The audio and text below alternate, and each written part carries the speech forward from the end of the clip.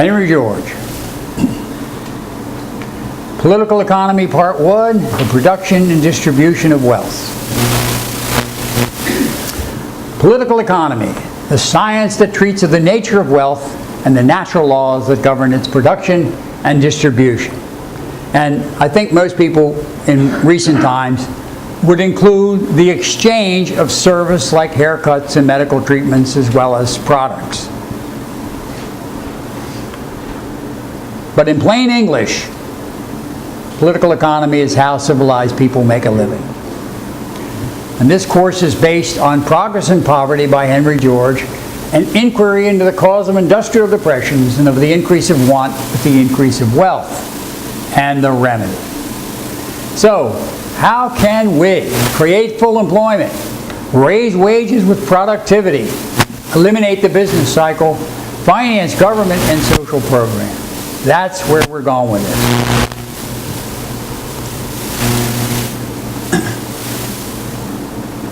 We now have skyscrapers built with amazing technology in less and less time. It enables denser populations with greater divisions of labor, more fully utilizing the infrastructure and yielding a phenomenal efficiency. Cars, I know in New York they're not the mainstay of your life, but everywhere else they are. And we've got it down to where one car every 35 man-hours. So in less than a week, each of those workers is producing a car in the auto factories. Robots, on average, have tripled the results of labor.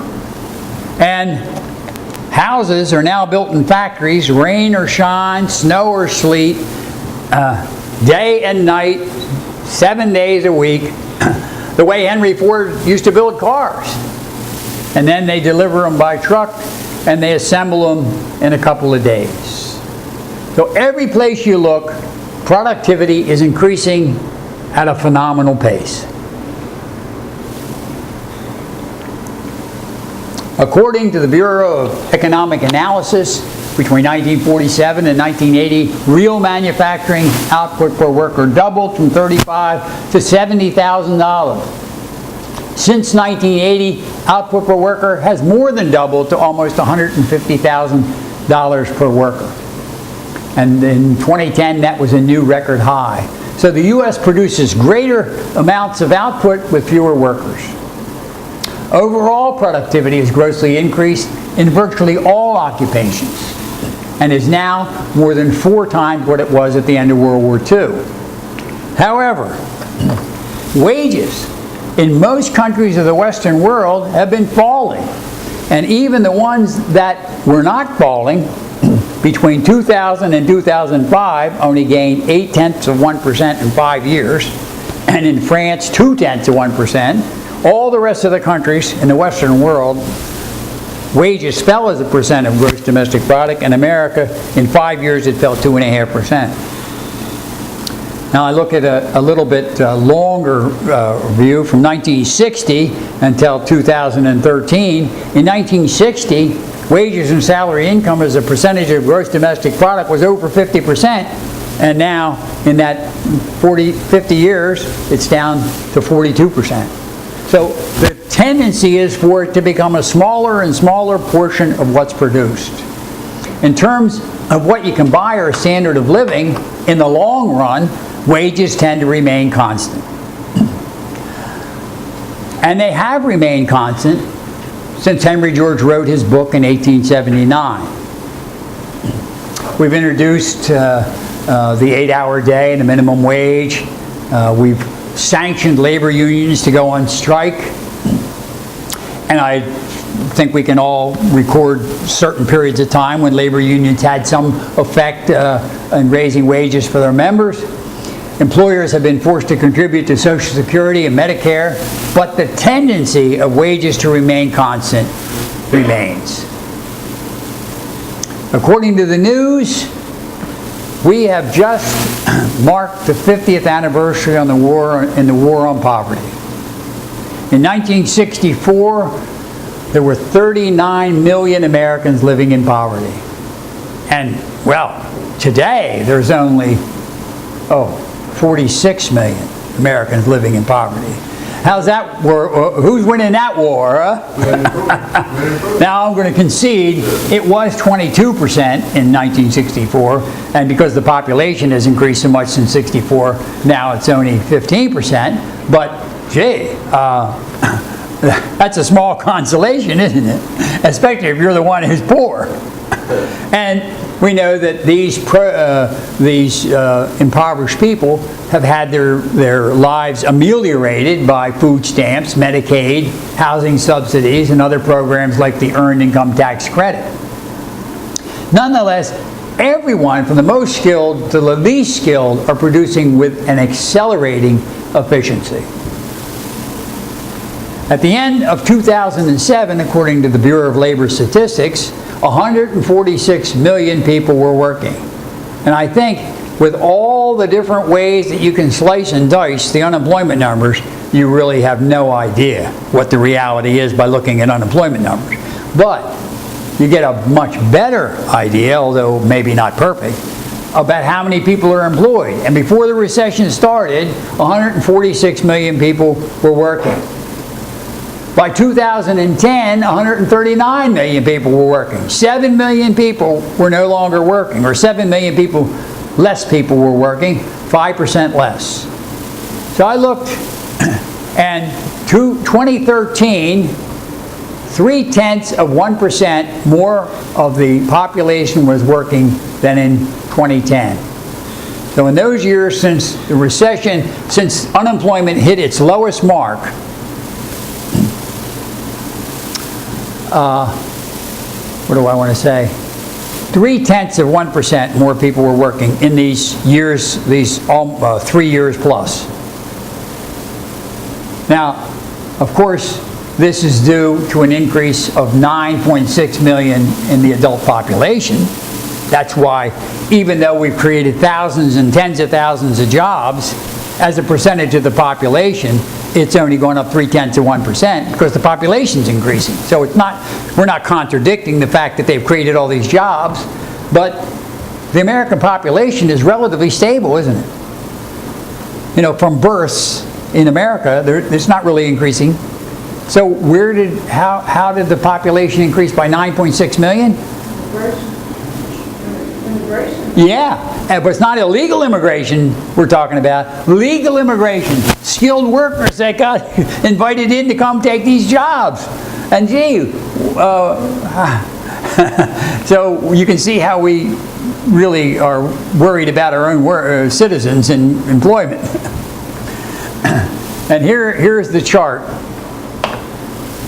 In 2004, there it was, less than 62%, and we're up to 63% before the recession began.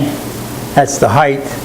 And then down to, in 2009, there we are at, what, about 58.5% employment, and there we are, 0.3% increase in all that time since things were as bad as they could get.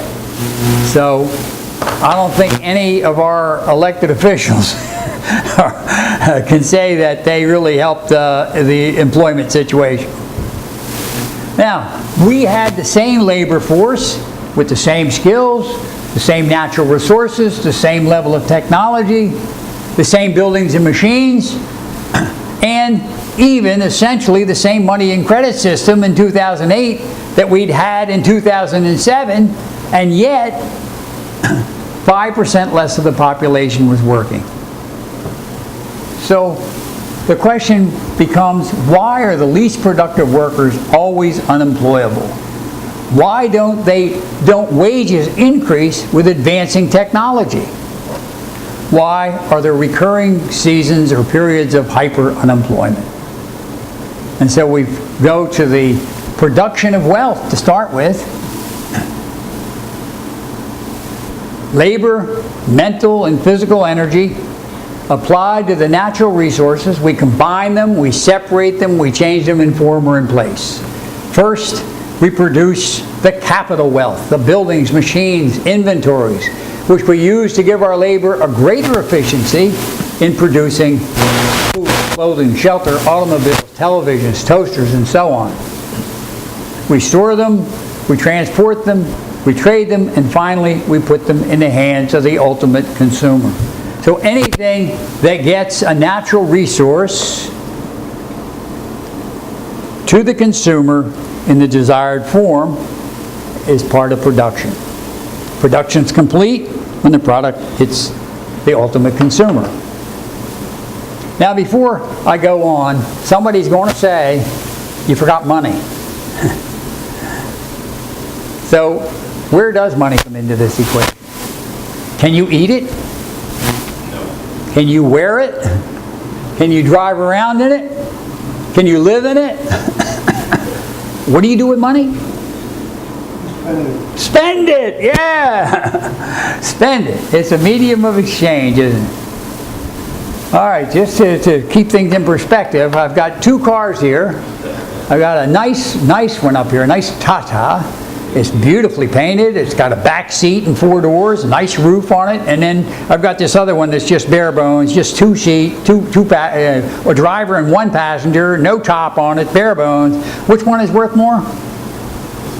Mercedes. The Mercedes? Why would that be worth more? The brand name, the advertising that goes in, and status symbol. There is no question. But do you think it performs any better? No, not at all. Have you ever driven one? I haven't, I admit, but It doesn't drive better than the car I have, believe me. I do believe you, but I find it hard. I'm working on it because, well, what can we say? Why other than the status symbol? Of course, they could make one just like it otherwise if it didn't cost any more to make it. Replica, maybe. Yeah, and sell it for the same $2,500? $100. Go ahead. Probably not. Pardon me? They may produce, but they may not be able to sell it at the same price. Yeah, I think I understood what you said. This one, and even aside from what you're saying, the hood ornament costs a lot more, I mean, because it's copywritten and so on, and the status symbol and so on. But the engineering and so on probably costs a lot more to produce it. And even after, I guess, a 17-year-old Mercedes would still probably be worth more than that car. So it costs more to produce, and so it's worth more.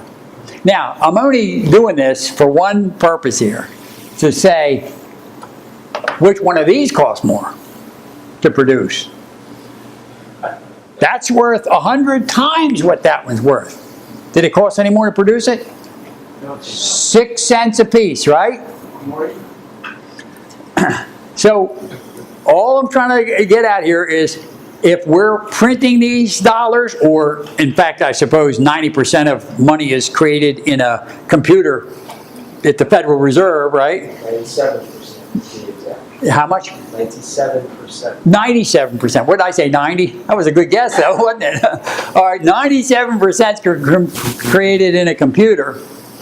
Is that the same as building houses, growing food, making cars? It's not the same thing, is it? That's all I'm trying to make out. So money is a medium of exchange. It's a store of value, maybe not a very good one in most of the time with inflation. And the primary function of money is probably the measure of value, isn't it? We used to say, give me $1 worth of gas. Well, I guess now it's at least $20 worth. All right, so returning to the questions. Why are the least educated and skilled always at the minimum wage? Do they not produce enough that they could be paid more? Why are the least productive people always unemployed? Unemployable is really a more accurate term, isn't it? Can they not produce enough that they could be paid the minimum wage? Or are there not enough jobs? Now, if there aren't enough jobs, it wouldn't matter how productive they are, because there's just not enough jobs, right? All right. So, when I worked here at the school, I used to go for lunch down there to 28th Street and the McDonald's. And I walked in there one day and I said, I got to get back. I got a class at 1 o'clock, and I noticed there's something going on up there. And finally, I figured out the damn cash register broke. And the guy, the manager is pulling his hair out. And I hear this kid says, well, don't worry, I'm going to have a degree in accounting, you know, another month in June. I can just use the drawer and I'll make change and I'll write the slips up, right? I'm thinking, well, let's see what happens here. I got to get back. So he does, and everything's working fine. My question is, who is going to get you through the line faster? This guy with a degree in accounting or this high school dropout with a cash register that works electronically? Yeah. Does she even have to know how to write? Doesn't have to write the slips or anything like that. Pick small fries, a Big Mac, small fries, medium Coke. She pushes the pictures, and it adds it up for her. That'd be $7.50, right? So she reads it off. Sir, that's $7.50. So she waits. He whips out a $10 bill. What happens next? The machine does it automatically. Says, give him $2, and where's the other 50 cents? Automatically, like you say, shoots right out the cash drawer. Who's going to get you through the line faster? The automation compensates for that lack of skill, isn't it? And it's not just McDonald's or fast food or anything. You go to the supermarket. I mean, most of us here are old enough to remember the cashiers with the buttons, you know, and they put the price in, and oh man, they got paid a lot of money because not everybody could run that fast. But now, dragging stuff past the scanner doesn't take as much skill, and they only get paid as much money. And carpenters, well, man, guns that shoot nails and automatic screw guns, and even the guys cutting your grass.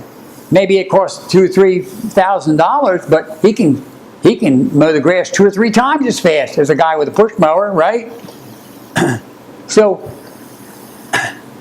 what we would expect if they couldn't produce enough to be paid the minimum wage because they weren't productive enough, is that as productivity is increasing, the number of people who are unemployable would go down. Fair assumption? But has that happened? Not at all. The least productive people are always unemployable. Now, that number of unemployable changes from time to time, but they're always. Productivity is steadily increasing, inventions, innovations, new discoveries, but clearly there aren't enough jobs. And so we're left with, why aren't there enough jobs? So I come back to the reality of production, and I say, can you live and produce without land? Land. What's land got to do with anything, huh?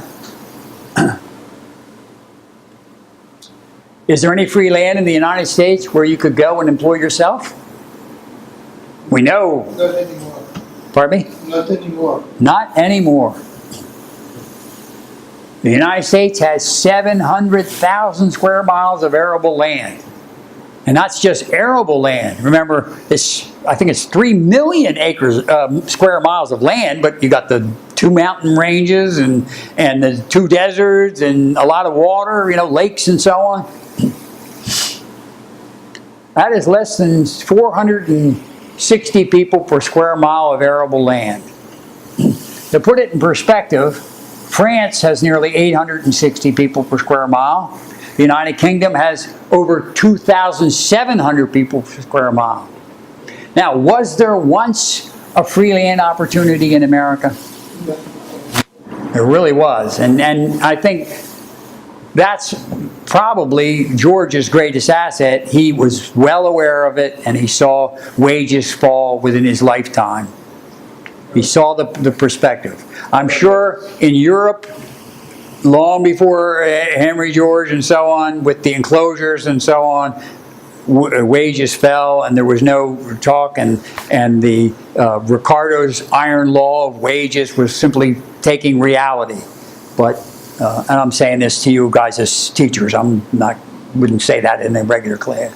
So I said there was free land only for certain people, for white men. I hope you get me on that subject when I get done with this, because that's a great point. Absolutely a great point. It plays out temporary. Yeah.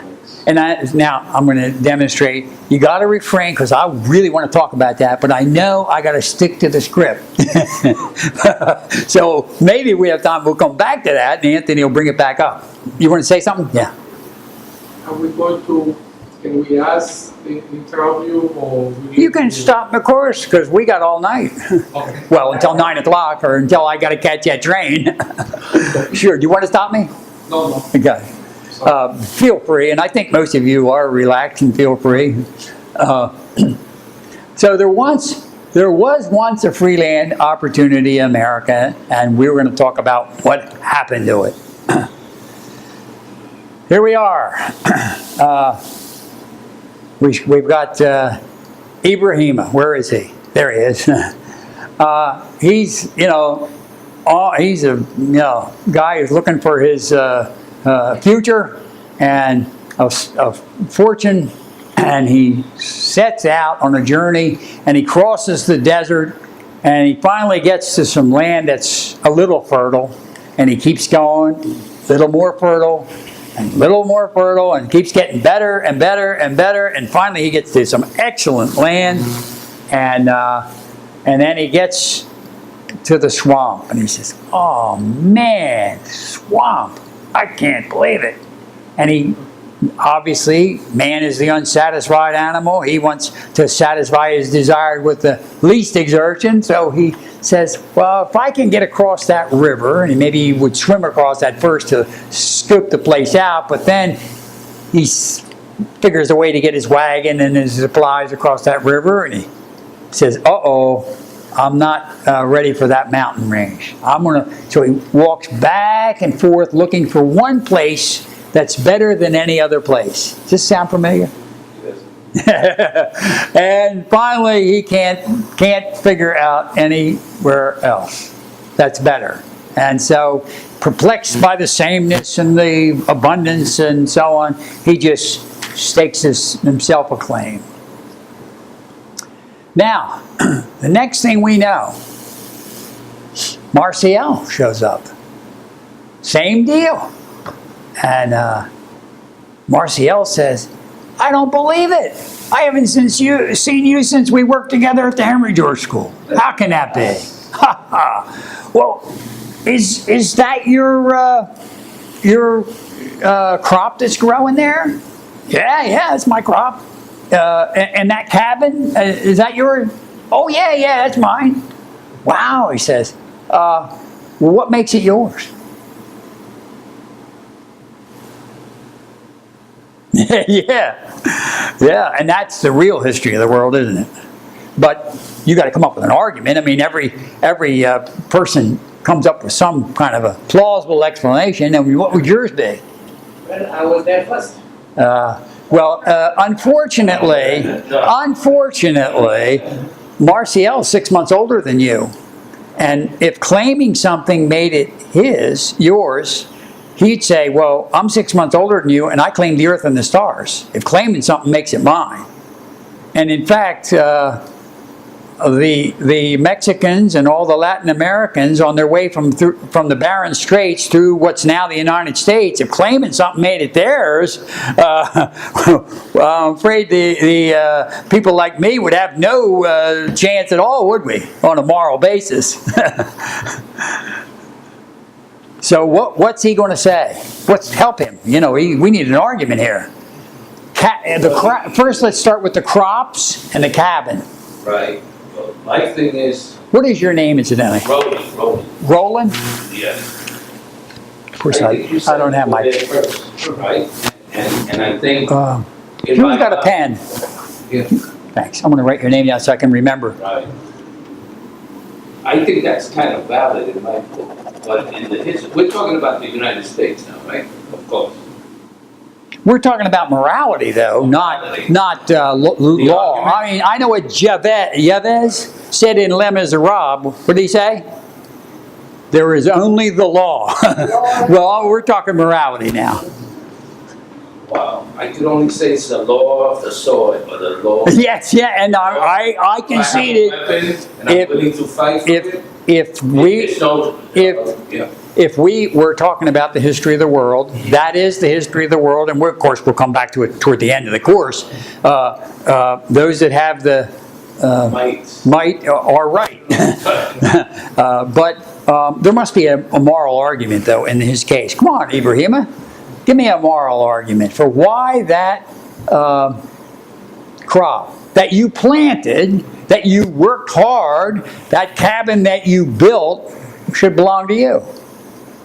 Well, I think you have the answer in the way you formulate it. If you work hard for it, and you put your effort into it, and it should be yours. There it is. And isn't that the moral basis of ownership? Production? I mean, you know, how does we talk about the fruits of one's labor? How do we reach a consensus or whatever the thing is where it's unanimous, a unanimous gut feeling? It's because we don't always agree that what you produce belongs to you, but there isn't anybody who doesn't believe what they produce doesn't belong to them. You know, Toby's there cooking dinner. I go, hey, what are we having for dinner? She says, excuse me, I'm cooking this dinner. I'll decide who's going to eat it, right? Simple stuff. So everybody. All right, so Marcio says, well, you know, that's good. I accept that. You built the cabin, you planted the crop, you produced it. But Ibrahim, I see you staked off 200 acres of the earth itself. Give me a break. You're not claiming to have made that, are you? No. Well, then why do you think it's yours? And so Marcial says, well, I'll make you a deal. We don't even have to go there. If you'll acknowledge this 200 acres as mine, I'll acknowledge that 200 acres is yours. I will never take a shortcut through your living room on my way home for dinner. I won't set one foot inside your cropland if you'll make me the same promise up here. And nobody else even knows about this place yet. But if they do, we'll stick together. Is that a fair deal? So, what is the purpose of title to land? Because that's what we're creating here, a mutual respect and whatever you call it, an institution, title to land. And so what could we say was the basis of title for to land? Well, let's say that he planted that crop and built that house and he didn't get a title. What's the problem there? I walk up, oh, well, just, what do you think? Just because you planted that and all that, wait, no, you don't own this land. This is the gift of God. No, I have the guns. I'm gonna take what I want. Hey, what right? You don't have any right to it. So, once the family becomes the unit, we get past agriculture and we start planting, whatever the term is. Obviously, we have to have exclusive use, or people wouldn't plant a crop, much less build a house or a modern factory. They got to be able to put up a fence and lock the door, don't they? Legal title. And it works fine because, look, there's land here that's still free. There's land here that's still free. Another settler comes. Roland comes. And does Roland have any disadvantage? Or let's turn it the other way. Does Marcial and Ibrahim have any advantage over Roland? Not yet. Not yet. I mean, the land is just as fertile. It's just as accessible to the river. No problem. So as long as there's free land for other people, title to land down the road. All right, so as long as there's free land, that title to land gives you the right to keep what you produced. And that, I don't know of any other justification for title to land. And you can see where this is going. More settlers keep coming. The land is not as fertile now.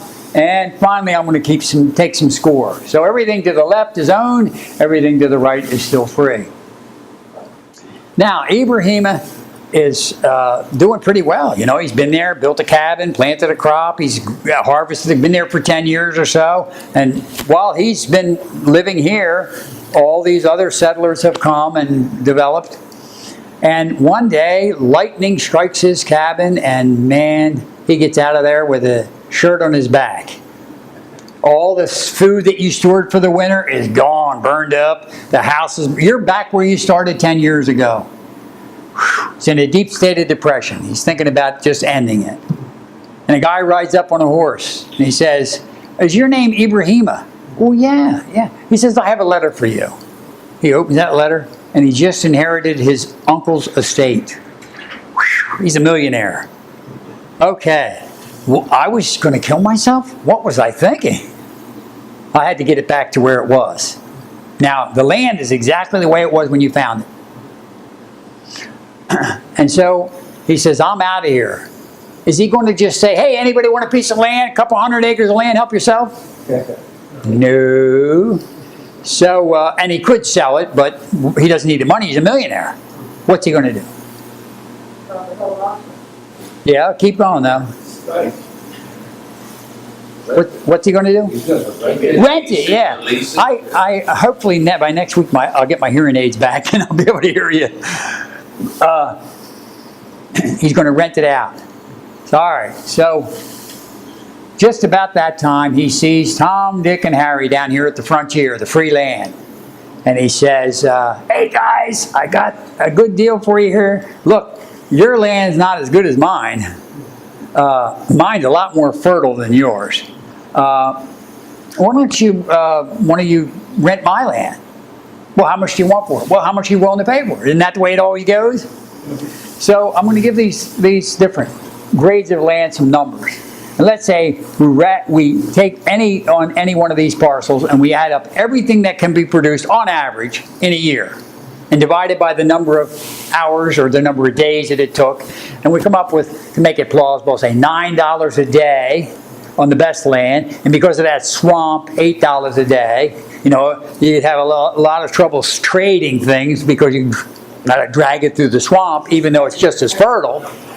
And then you've got less fertile land, and finally the land that's still free. Are you talking to me, Kai?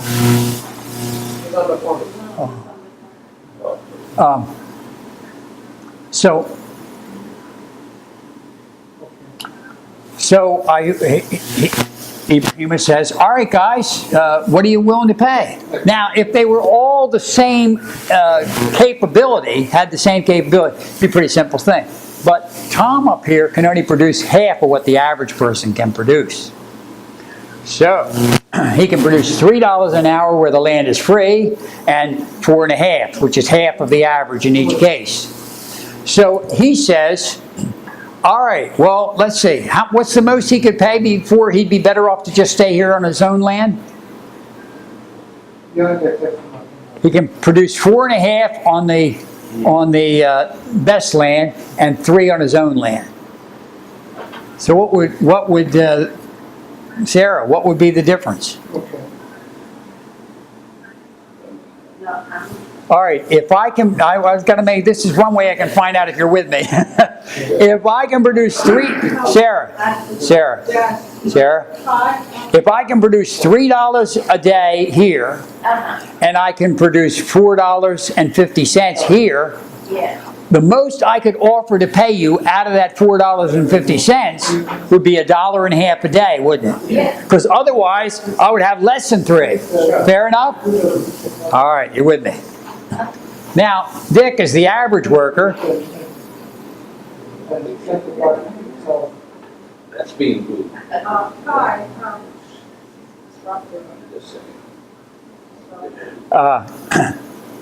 $6 an hour is the average worker, and $9 an hour. So how much could he offer to pay before he would be worse off on this land? Hey, Kai? He can produce 6 on the free land and 9 on the best land. And he could pay anything up to what before he'd be worse off? Ron? 3, yeah. Now, in order to make it worth his while, what's he going to say? $2.90? Otherwise, what's the difference, right? All right, so he says $2.90. Now, Harry is a superior worker, and he can produce double the average. The most, he could bid anything up to $6 an hour, couldn't he? What's he going to say? 5. Remember, the highest bid is $2.90 up to now. He's going to say $3. Sold. So he produces $18. He pays $3 in rent, and he's got $15. Is $15 more than $12? He's better off over there, isn't he? So clearly, the most productive workers can always outbid everybody else and get the best sites. And let's take Ron. Ron is the best shoe salesman in all of New York. And he's looking for a little hole in the wall, as they say, to sell your shoes. And you go up to 55th and 5th Avenue, and you find this well, it's a store, you know, little store, and the guy wants $3,000 a month for this little room, size of a shoe store. He says, man, that's high. And then he goes down 50 blocks, down 5th Avenue, past First to whatever the street would be, 50 blocks down, and he can get one for $2,000. Same, he can't tell the difference between those two buildings. Everything is exactly the same. And then he goes out to Brooklyn, and he can get one for less than $1,000. That looks exactly like it.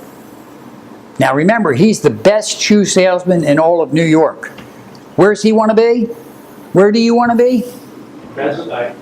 Pardon me? The best site. Yeah, which is? The 3,000. Yeah, 55th and 5th Avenue, right? Right. What's there that isn't 50 blocks down or out in Brooklyn? It's a commercial space where people are, you're gonna have more customers. More customers, more potential customers, and I'm told, and they got money to spend, and they don't care what the prices are. I don't know how true that is, but that's the myth, and at least the rumor. All right. So now we could turn the thing around and say, there's Marcio. He's getting old, you know, and his kids are gone and so on, and he says, I got this land, but I'm getting too old to work it. All right, so there's Dick. All right, Dick, you can, if you take your tools and equipment down here where the land is free, you can produce $6 an hour, but if you come over to my land, you'll produce $9 an hour. So how much is he going to offer to give Dick in wages and the return on his tools and machinery and so on in order to get him to come over and work the land? How much does Dick get of that 9, and how much does Ibrahim get of that land?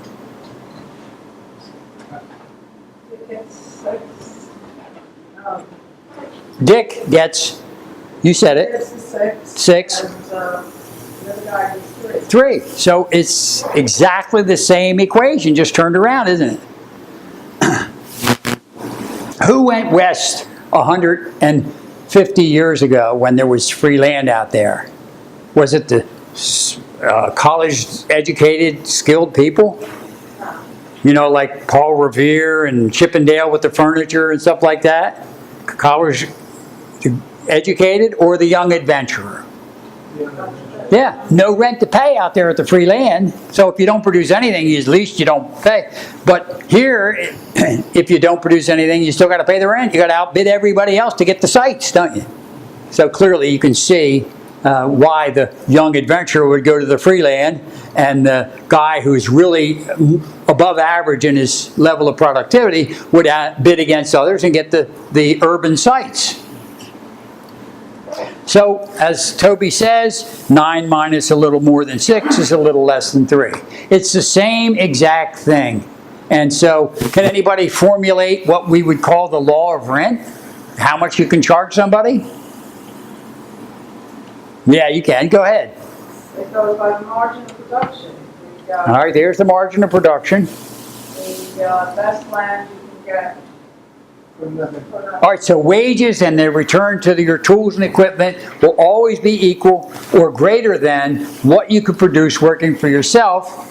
And everything above that, we call the surplus, is rent, isn't it? Production minus wages and interest equals rent. All right. So we'll shift the focus a little bit and just talk about the terms. Terms are subjective labels like shorthand for definitions. We could do away with the terms and just talk in definitions, but it'd take a lot longer, wouldn't it? What does subjective mean? Can you look at me and say, well, I can tell by your height, your weight, the color of your hair that your name is Mike? That's because Mike is subjective. Objective means that there's reasoning involved. 2 and 2 is 4, right? Okay. So these definitions are totally subjective. Production. All activities that contribute to getting a natural resource to the consumer in the desired form, we're calling subjectively production. And I think as we go through it, you'll see that a lot of people are adding in, and perhaps properly, services which are being exchanged within the economy, like haircuts and so on, as long as they're being exchanged. Now this is not because I can see that it's inherently necessary to do that or to exclude anything, but we really think that that's part of how people make a living, is exchanging services. So many people are including this, and I think there's merit to it. What we are excluding from production in this is when somebody's cooking their own dinner. We're saying you're not exchanging it, it's not part of the economy, it's simply satisfying your own desires. A minor point. We'll come back to it later. All right, so we have some examples here. House and furniture, pleasure yacht, reading books, wedding dress, TV, computer, phone. Are all these things material? Yes. Are all these things produced by people? Human exertion? Yes. Are all these things capable of satisfying human desires? Yes. And do all of these things have a value in exchange? Yes. All right, so there's the 4 categories that all these things fit into. Material, I'll go through it, and I'll come back to it in a minute. And I should have asked you, what should we call them? Subjectively? Wealth, yeah. So there's no way I can look at anything. Go ahead. Okay, wealth is those material things. Yes. Okay. But what about what you have? Your studies and whatever, because if you Your what now? Your studies, your skills. Your skills, yeah. Your education. What did you study?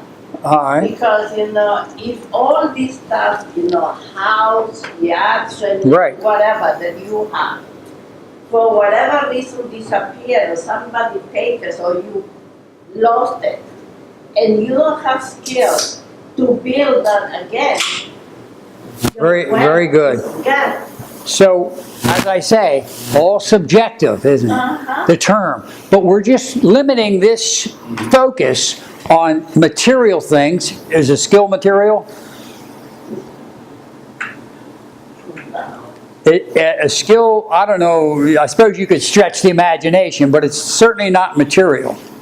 All the other things, it certainly satisfies human desires and it has a value in exchange, but it's not material. So we won't put it in this category. We'll come back to it in another category. And we subjectively just call those things, anything that has those 4 characteristics, wealth. Now, I've often thought, gee, is there anything that has a value in exchange that will not satisfy human desires? Can you think of anything? So the presidents of many countries are saying that they are the most wealthy country because they have forests, or they have minerals, or they have rivers. And wouldn't they have a value in exchange? So they say they are wealthy because they have the natural resources. Oh yeah, I agree. they haven't made that distinction between the natural resources and the products of human exertion. But there's clearly nothing that has a value in exchange that will not satisfy human desires. So we could eliminate number 3 from this if we wanted. But it's good to keep it in there because it keeps you thinking about that it can satisfy human desires. You might forget that that's what's required for a value in exchange. And you could, when you think about money, Yeah. like do anything, it's not just change. Right. So, but not, go ahead, Ron. What happens if you just left out 4? Pardon me? What happens if you Oh, left out yeah. 4? Okay, I'm so glad. That was excellent. All right, so now I can think of some things that will satisfy human desires but have no value in exchange. Not many things. But of course, the first most important The one. first one, as a man, would be, it has no, it's, man's libido is one.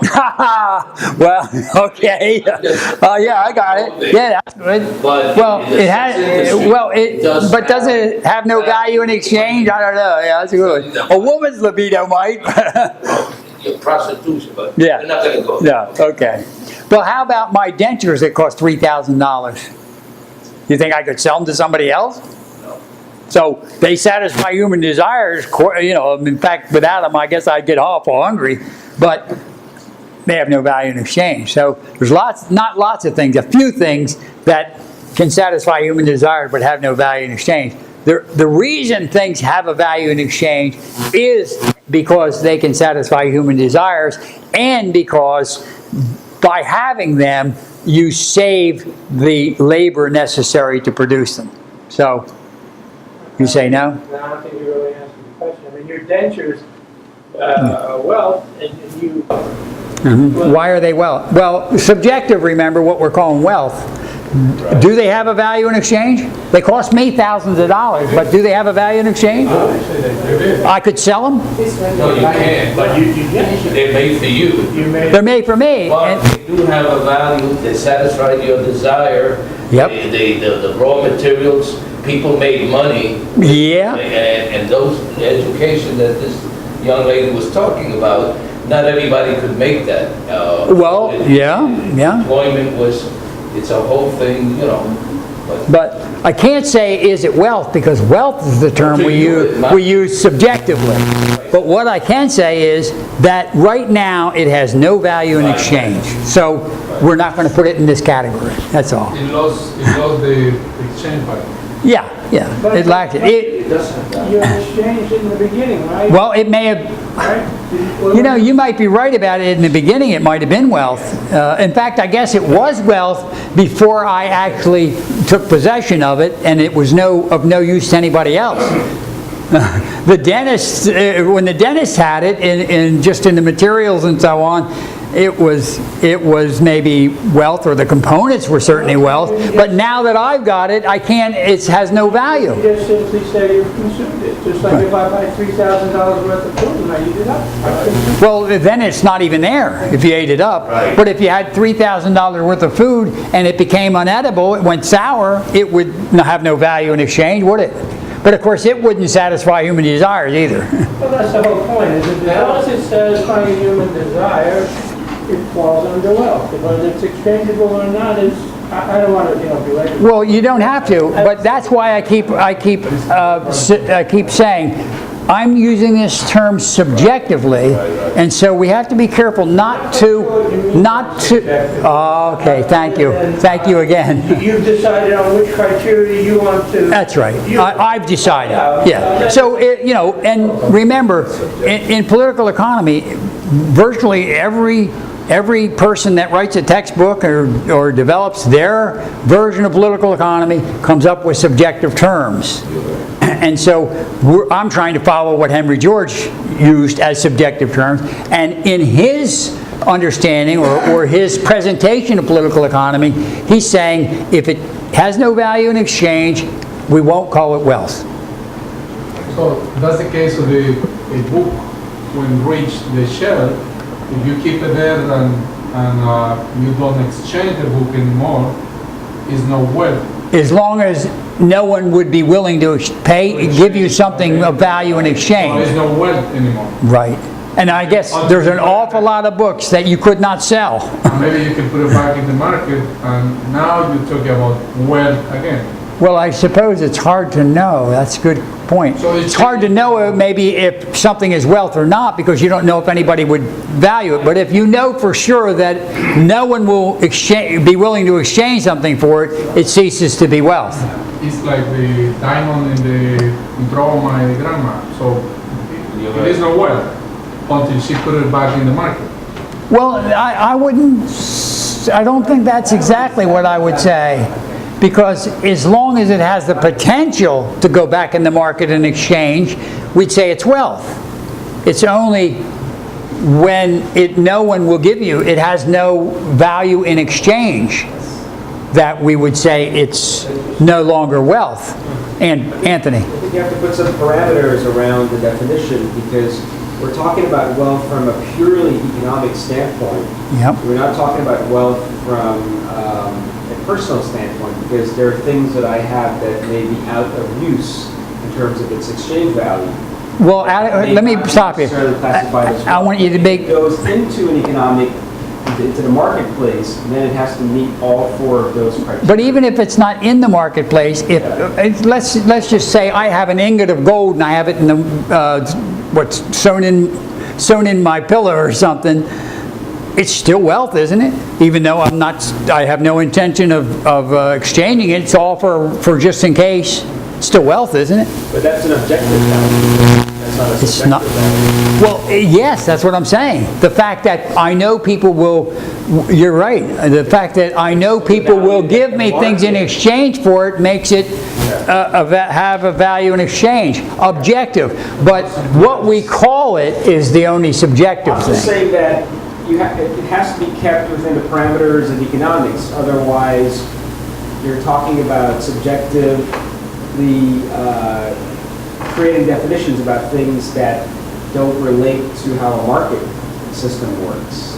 Not everything is necessarily for the market. Well, even if it isn't for the market, things either have value or they don't, right? Yeah, but the value is it either goes between subjective or objective. Well, the only thing that's subjective is what we're going to call it. Yeah, but the value itself has... Something that has a value, things have a value in exchange or they don't, right? Whether I decide to sell it or I don't, the value is dependent on whether somebody would be willing to exchange something else of value for it. In terms of its supply and demand, it also varies from context to context. So there is no universal label that you can put on value. It changes from context to context. Well, I agree that value changes. Because due to circumstances. For example, water, for example, a natural resource. Yeah, good example. May not have diamonds. It depends on the context of the society and the abundance of it, but determine its value. But we go back to supply and demand. So and how much something is valued, as you say, always depends on supply and demand. And if it has no demand, then it has no value in exchange. Fair enough? That's all. Go ahead. What about a book that Marcio said? A book that is in a shelf, is standing there for years, it does have no value. But if that book is sold as an information through apps, and you're getting a lot of money, and the value is going up because Well, of the apps. let me ask you something. How could you sell something that had no value? No, I'm telling you because, now if you go to Barnes and Noble, Yeah, they have plenty of books, paper. yeah. The people are not buying those back, they are getting those in the apps. In the apps, yes. Yes, and so, which one, because the content Well, is the same, but the book in paper is not being sold. And Suppose it's only worth 10 cents. Does it have value? 10 cents worth of value. Then it has a value in exchange. It's interesting, Yeah. because you're talking about this technology, but to get back to a book, let's say there's a book on creating wealth, right? All right, so here's a few more things that we can see. Are they all part of the universe? Are they people? Are they products of people? So we could say the entire material universe except people and their products, and we're going to subjectively call it, well, of course, if you were a real class, you might not know. So is air and water land? Are air and water land?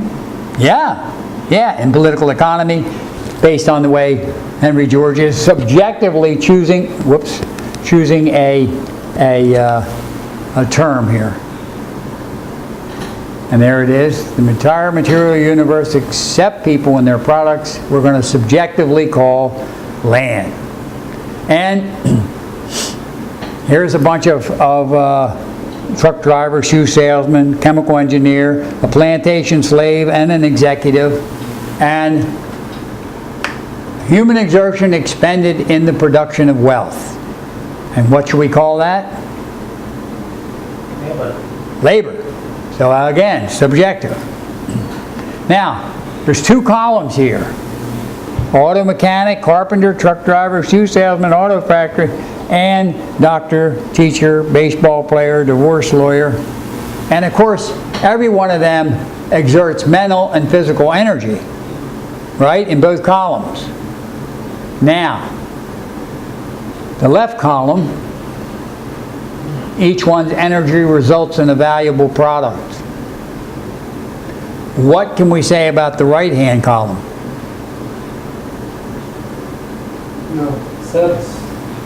As Kai says, not so. Each one's energy results in a valuable satisfaction, but not a product. So we're going to call the left column labor and the right column not material. That's the only difference. The results are not material. All right, so here we've got a bunch of items from the steel mill to the auto assembly plant, 10,000 pints of bottled water. Are they all wealth that is expected to afford an income? Yeah. So we could say their wealth, it's wealth used to produce more wealth, and remember exchange is part of production. We could say products in the course of exchange, products in the process of being made. But this is where that thing I mentioned before, if you're cooking dinner and you use a frying pan to cook your dinner, which you're going to eat yourself, or you take a hammer and you banging nails in your own home, you're not going to exchange anything.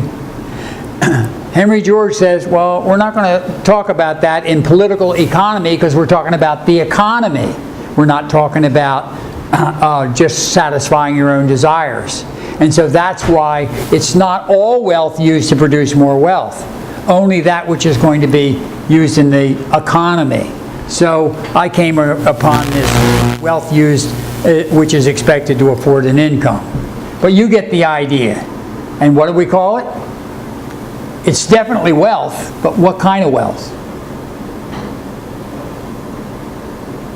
Capital. Right. Capital wealth. Now, I was reviewing this before the class. I haven't taught this in a while. I said, it's passive, but it's hard to convince somebody that lightning and thunder and some of these other things are passive. Right. But in a sense, because political economy is the science from an anthropocentric point of view, isn't it? And that's why we've got land, labor, and capital. And so labor applies itself to the natural resources. And that's why I think they can say with confidence that land is a passive factor. And the active factors are labor and capital. Now, what are the primary factors? Land and labor. And the compound factor, well, there's only one left, isn't there? So that would be capital made out of land by labor. And there they are in my model. So you've got the passive factor, the active factors, labor and capital, and the compound factor, which is capital. Now, what does this mean? Mutually exclusive. You can't be one and be Yeah, it's got to be, each definition excludes the other. Perfect. Yeah. So, all right, so these next couple slides are usually what I would do in the review, and we're not going to have time in this course, in this program to do a review each week. But when you're teaching the class, you got to review. Because let's face it, they come, not everybody, but most of the people are going to come back. Kyle will back me up, I think, on this. They're going to come back and go, oh yeah, I haven't really given it much thought since I was here last week. Oh yeah. Then you bring it back to them, and then you can move on. Am I right? The production of wealth. The factors of production are land, labor, capital, which produces wealth, and the avenues of distribution are land gets rent, labor gets Wages. and capital gets interest. And of course,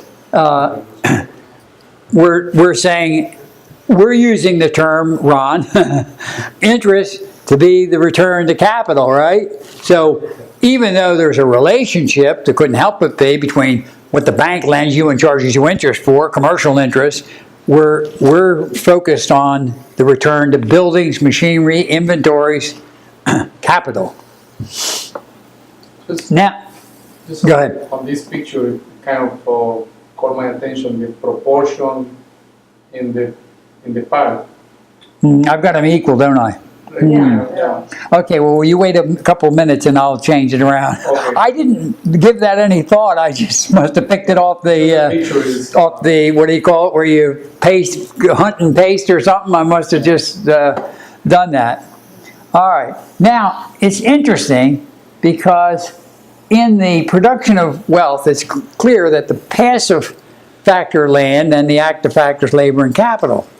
But then when you turn around and you say rent, wages, and interest, in a way we're putting the cart before the horse. Because which one is the surplus? Rent. Rent, isn't it? So I would say wages, production, minus wages, minus interest, whatever's left goes to rent, doesn't it? So it's kind of a, we're still, what Ron say, we're still learning, aren't we? We're seeking the truth. We don't always have it totally. Now, of course, there's other monopolists, tax collectors, and other robbers. but I'll wait until later to focus on the effects of confiscations. And these are considered by Henry George and others to be the natural avenues of distribution. That's kind of a complicated thing too. But, we got 9 more weeks. So when we say wages, all the gains from the exertion of labor. Whether you work for someone else or you work for yourself, whether you're the CEO of a Fortune 500 company, or you're a slave that gets paid food, clothing, and shelter, it's all wages.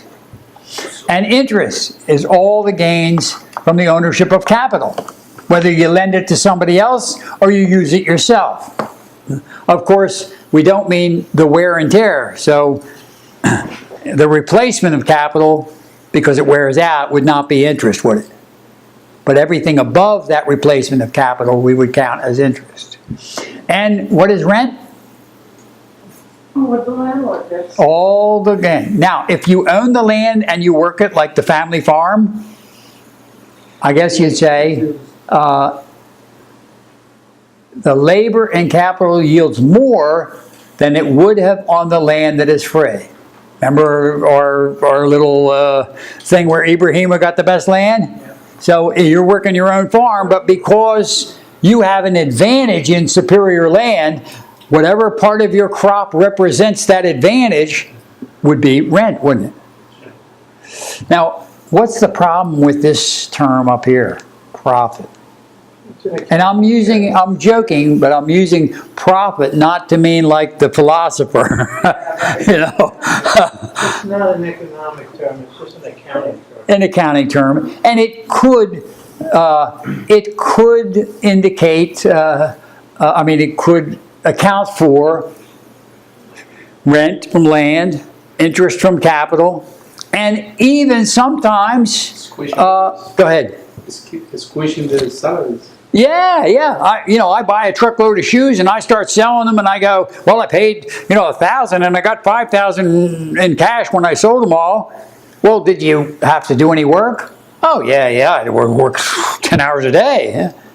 Well, but it was still, you're thinking of it. So it's really, like you say, it's an accounting term and we want to stay away from it. But you'll see me slip into saying profits from land, profits from capital, We all would do that. As long as we're clear on whether we're talking about rent, wages, or interest, if you say profit, that's not so. Now, there is always land, and there's always labor, aren't there? Isn't there, aren't there? But is there always rent? No, not if the land is free. No. And is there always interest? No. Not always. Although I suppose I got to think, I got to go say, well, let's see. Pretty rare. But let's say I go to Sanibel Island where they got all these really nice seashells, and I walk up and down the beach looking for some really nice ones, and I find them because I know how to look for them. And then I see these tourists from New York City, and I say, hey, I say, want to trade me for these seashells? I didn't have any capital, and I didn't pay any rent. A rare event.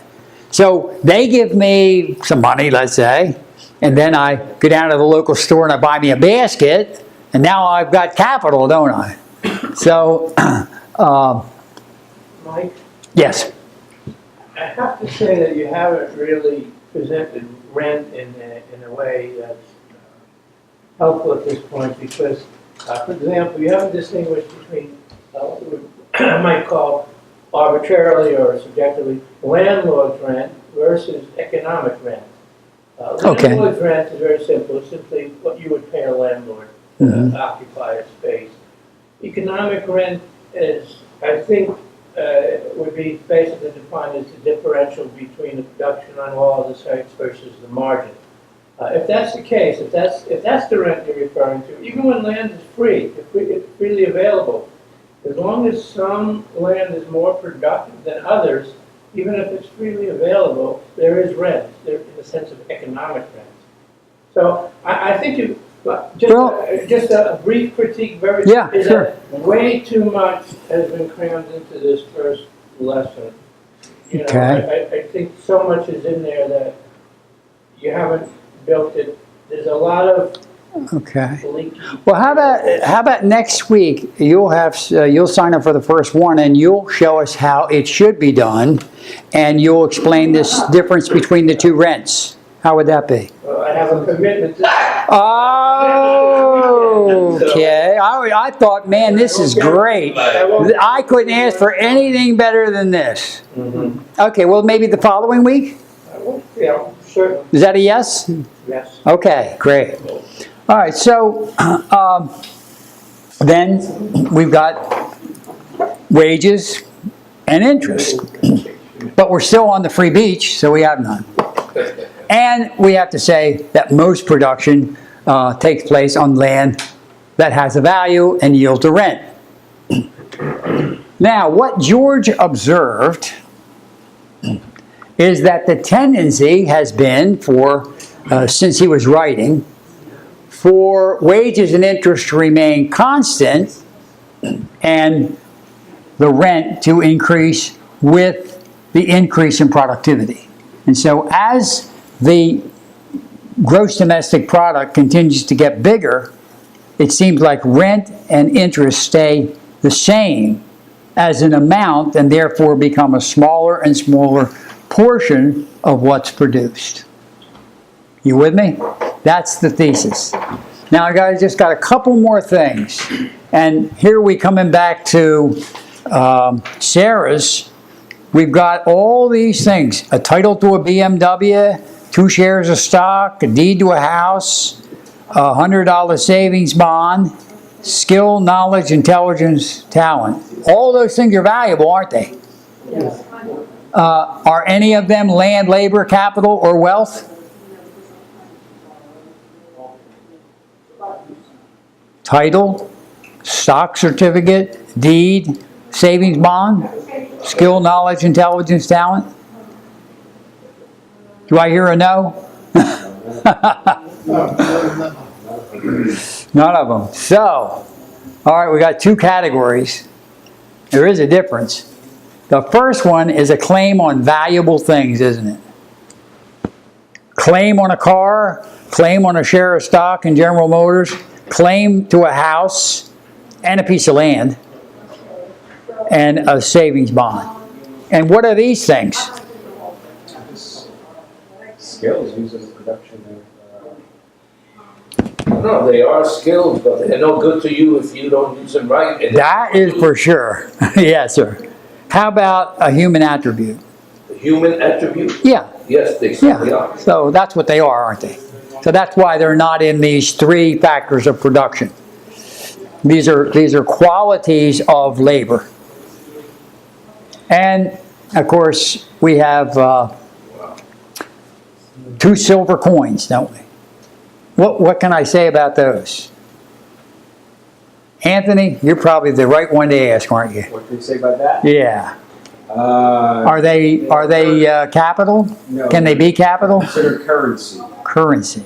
And they're the only currency that's actually owned by the United States government. Oh, I forgot about all that. Yeah. Reserved as indicated on the coin, United States of America, versus the bill that says Federal Reserve note, which is used as legal tender for its currency within the United States. So, These are not, can I say that?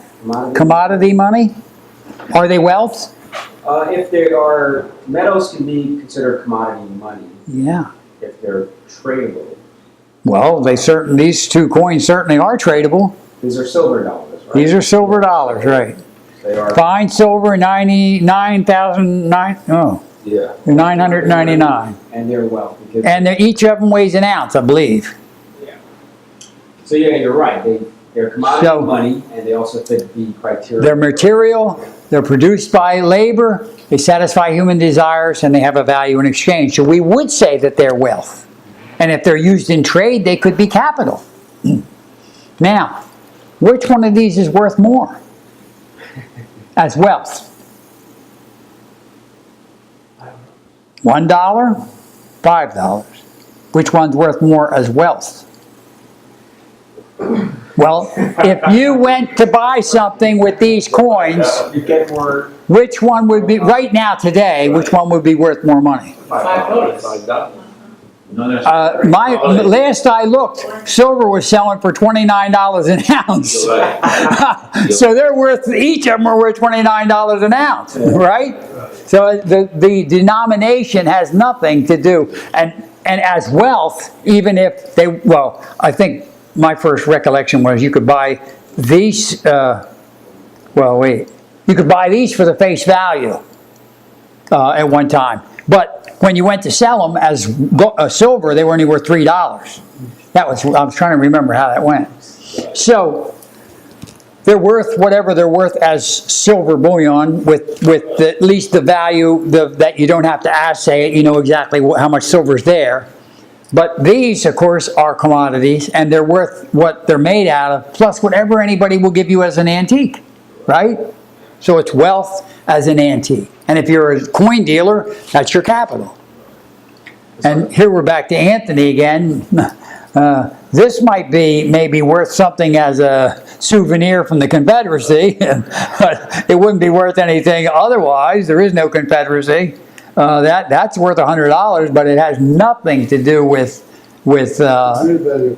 Go ahead. The real value. The revalue? The real value. The real value, yeah. And so here we are back to our dollar bills and $100 bills. And the value is not relative to the cost of reproduction, right? Is that why? So the money is a medium of exchange, a store of value, and a measure of value. Can I ask a question? Yes. Hard currency. The United States, like I was in Greece many moons ago, and they were giving out in stores the old paper money, which wasn't worth anything because it wasn't hard currency. Our dollars. Oh, you want to give me the rest of that stuff? It's not worth anything? This is actually funny now. Okay. The American dollar now, we're not on the gold standard, right? No, that's right. It's correct, yes. So when the Treasury prints this money,